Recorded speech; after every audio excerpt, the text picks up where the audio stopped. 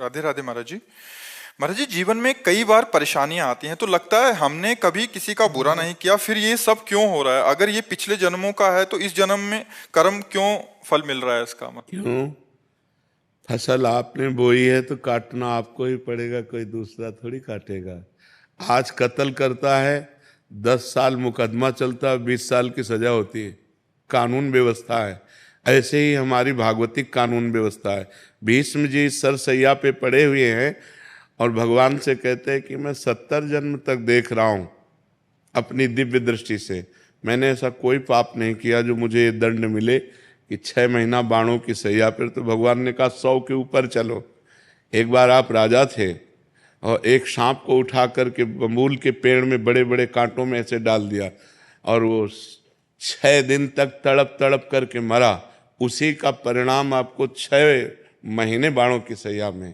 तो एक बार किसी एक आदमी का कत्ल किया तो उसको 50,000 जुर्माना या 1 लाख जुर्माना और आजीवन सजा, क्या दंड मिलते हैं? नहीं मिलते। तो हमारे तो न जाने कितने पाप हैं। अब कौन ऐसा शरीरधारी है जो झूठ नहीं बोल रहा? कौन ऐसा शरीरधारी जिससे पाप नहीं हो रहा?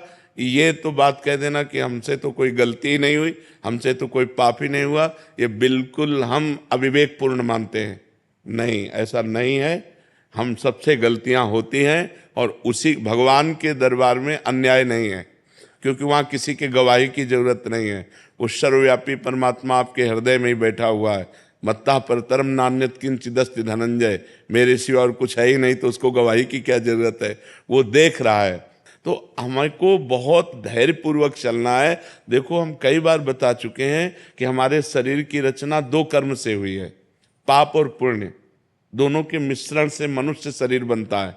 केवल पाप से यातना देह का निर्माण होता है जो नरक में मिलता है। केवल पुण्य से देव देह का निर्माण होता है जो स्वर्ग लोक, महारलोक, जनोलोक, तपलोक, सत्यलोक आदि में। लेकिन मनुष्य लोक में दोनों मिश्रित होते हैं, पाप और पुण्य।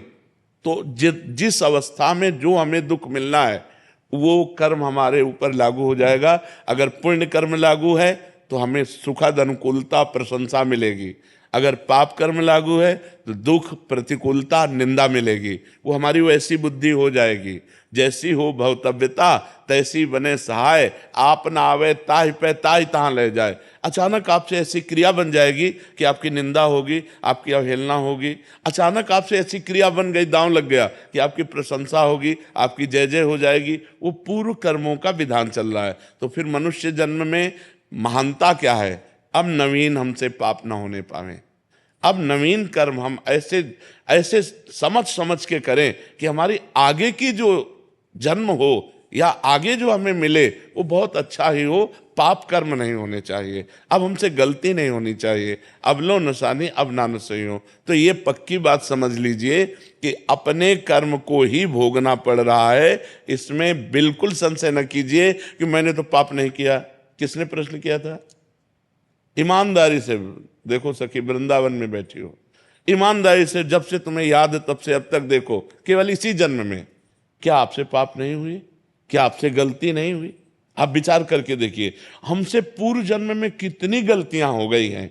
इतनी गलतियां हो गई कि भगवान ने कृपा करके मुझे मनुष्य शरीर दिया है। मेरे कर्म से मनुष्य शरीर नहीं मिला।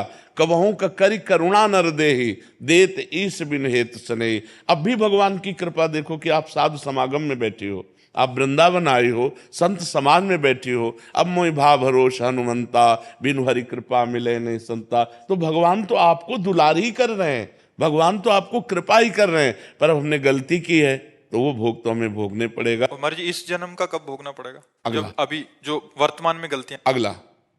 और ऐसा भी हो सकता है कि इसी जन्म में भी उसका दंड मिल जाए।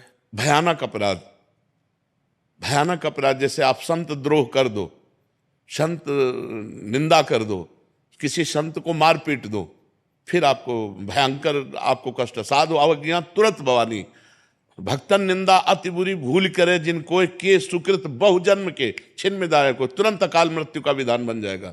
तुरंत अकाल मृत्यु का विधान बन जाएगा। तुरंत भयंकर कष्ट देने वाला योग लग जाएगा। महाराज जी, ये भागवतिक विधान है। भागवतिक विधान है। 2 मिनट में किसी को मार दिया, इसके बाद आजीवन कारागार, और उसको ऊपर से बोले 1 लाख रुपया जुर्माना। तो ये जो हम भोगने आते हैं मृत्यु लोक में, जुर्माना भोगने आते हैं, मूल सजा तो नरक में मिलती है, ये जुर्माना यहाँ होता है, उसको भोगना होता है। तो जो हमें भोगने को मिला उसे मिल, आगे हम कोई पाप कर्म नहीं करेंगे, आगे हम अच्छा भजन करेंगे तो हमें अच्छा मिलेगा। महाराज जी, लोग कहते हैं नरक तो किसने देखा है? अब कह दो कि किसने देखा, जब चोरी करोगे और जब तुम्हारे डंडा चलेंगे और जब जेल जाओगे तो अपने आप जान जाओगे कि जेल किसे कहते हैं। बोले किसने देखा है जेल? तो तस्मात् शास्त्रम प्रमाणम ते कार्य कार्यो व्यवस्थित हो, शास्त्र जो कह रहे हैं वो सत्य है, वो असत्य नहीं है। अब हमें बहुत छोटे हैं, कूप मंडूक हैं, जैसे कुआं का मेढक है ना, एक समुद्र का मेढक गया तो कुआं के मेढक ने कहा कहां से आए? बोले समुद्र से। बोले तुम्हारा समुद्र कितना बड़ा है? इधर से इधर उछला कुआं का मेढक। बोले इतना बड़ा है? बोले नहीं। बोले इतना बड़ा है? बोले नहीं। बोले जिंदगी भर तू उछलता रहे तो भी तू समुद्र की था नहीं पा सकता। अनंत ब्रह्मांडों के रचयिता भगवान ने रचा है, स्वर्ग नर्क, पाप पुण्य, उसका फल दोनों रचे और आपको छूट दे दी है, आप पाप कमा लो या पुण्य कमा लो। तो मनमानी आचरण करने में कोई तो मानता नहीं है, और जब परिणाम आता है तब भगवान को कोसता है। तो ये विधान भगवान का बनाया हुआ आपके कर्म के अनुसार है, आपने जो कर्म किया उसके अनुसार विधान बनाया हुआ है। को न काहू के सुख दुख कर दाता, निज कृत कर्म भोग सुन भ्राता। इसीलिए जो धर्मात्मा पुरुष होते हैं, शास्त्र को जानने वाले होते हैं, एक भी कदम गलत नहीं रखते। ए भाई मैं नहीं पाप कर्म नहीं करूंगा, तो मुझे मार डालो पाप कर्म नहीं करूंगा, चाहे जितना कष्ट दो मैं अधर्म नहीं करूं। क्योंकि जानते हैं कि अधर्म जो है ब्याज के ऊपर ब्याज लग करके ऐसा फलीभूत होगा कि हमारे पुरखा पानी पा जाएंगे भोगते भोगते। तो ये भगवान का गलती थोड़ी है कि यार एक को तो इतनी सुख सुविधा दे दी, एक को इतनी दुख दुविधा दे दी। नहीं, दोनों के कर्म हैं। उसने कर्म किया उस जगह पहुंच गया, उसने कर्म किया इस जगह पहुंच गया। एक बार राजसूय यज्ञ में एक चीटा एक दाना लेकर के चावल का, और एक टांग टूटी हुई थी, 3 टांगों से बड़ी मेहनत से चल रहा था।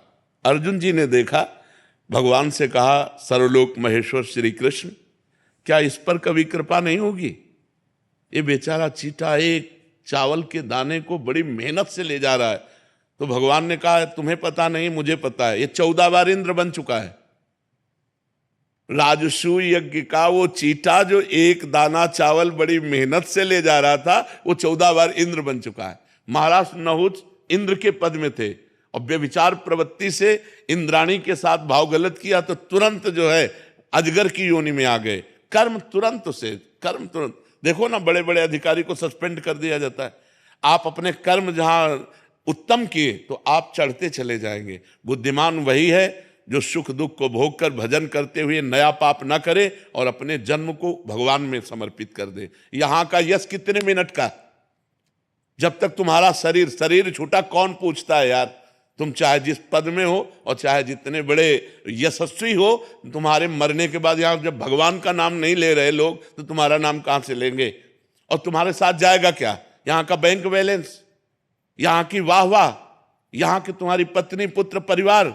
अरे जब देह नहीं जाएगा तो तुम्हारे साथ कुछ नहीं जाएगा। दुनिया में लाखों का मेला जुड़ा, हंसा जब जब उड़ा तो अकेला उड़ा। उसे अकेला भोगना पड़ता है, फिर नई योनियों में जाकर के दुर्गति भोगता है। इसलिए होश में रहो, जो पूर्व पाप का कर्म है उसे भोग लो हंसते हुए, आगे कोई पाप मत करो, नाम जप करो और अच्छे आचरण करते हुए विजय को प्राप्त हो। परमात्मा ने तुम्हें खेती दे दी और बीज दे दिया, अब बोते क्या हो ये तुम्हें देखना है। खेती दे दी भारत भूमि में मनुष्य शरीर, बीज दे दिया तुम्हारी बुद्धि, पाप कर्म बोते हो या पुण्य कर्म बोते हो। अब बम्बुल बोओगे, दाग छुआरा खाना चाहोगे तो बेवकूफी होगी। गन्ना बोओगे तो गन्ना मिलेगा, बम्बुल बोओगे तो बम्बुल मिलेगा। अवश्य में भोक्तव्यम कृतम कर्म शुभाशुभम। यहाँ मनमानी आचरण करते हैं, इसके बाद भगवान को दोष देते हैं। नहीं भाई, बहुत संभल करके करो, फिर देखो आपको आनंद आता है कि नहीं। हम अंदर की तुम्हें बात कहते हैं, यदि तुमसे पाप कर्म ना हो तो आप देखो आप सुख में ही डूबते चले जाओगे। लेकिन मनमानी आचरण करते हो, पाप करते हो, जब उसका दंड आता तो भगवान को कोसते हो। भगवान एक सर्व समर्थ पिता है जो तुम्हें दे दिया, अब तुम उसका वर्ताव क्या करते हो अपनी श्वासों का, अपनी बुद्धि का, ये तुम देखो। अपनी श्वासें और बुद्धि गंदे कामों में लगाओगे, बोले सफाया करवा दिया, गर्भ गिरा दिया। अरे इतनी हमारे वैज्ञानिकों ने व्यवस्थाएं रखी है कि आप वहां तक पहुंचो ही मती। जब गर्भ आ गया है तो उसको नष्ट करो ही मती। वो भगवान का जीव अंश है। अब आप उसकी हत्या करोगे, उसका दंड मिलेगा कि नहीं मिलेगा? और जब दंड मिलेगा बोले हमने तो कोई पाप किया नहीं। पराये पुरुष से व्यभिचार करोगे, हमने कोई पाप नहीं किया। पराई स्त्री से व्यभिचार करोगे, हमने कोई, हमारा शास्त्र कह रहा है ये व्यभिचार है, ये पाप है। जिस स्त्री को स्वीकार करे आजीवन उसी पर ही अपने जीवन को निर्धारित रखे, किसी दूसरी स्त्री से सहवास न करे। एक स्त्री जिस पति को स्वीकार करे उसे भगवान मान करके आजीवन निर्वाह करे। ये हमारे भारत की पद्धति है। हमने कभी डिवोर्स नहीं सुना पीछे, ये अभी चला है, ये जो गर्लफ्रेंड बॉयफ्रेंड इन्हीं के बाद ये चला है। नहीं, हमने कभी डिवोर्स नहीं सुना। हम अपने बचपन में कभी ये नहीं सुना कि उनकी पत्नी ने उनको डिवोर्स दे दिया या उनके पति ने, कभी नहीं। आजीवन संबंध निर्वाह करना ये हमारे भारत की पद्धति है। भारत है, विदेश नहीं है कि आज इसके संग कल उसके संग, ये नहीं। यहाँ धर्म की मर्यादा है। ये परम पवित्र देश है जहाँ गंगा यमुना और रामकृष्ण के अवतार होते हैं, वो ये पवित्र देश है। तो ये हम कभी भगवान पर आरोप न लगाएं कि उन्होंने हमें दुख क्यों दिया, संकट क्यों दिया। ये हम आपसे प्रार्थना करते हैं कि आप ऐसा मत सोचिए। आपका ही किया हुआ कर्म परिणाम आपके सामने आता है।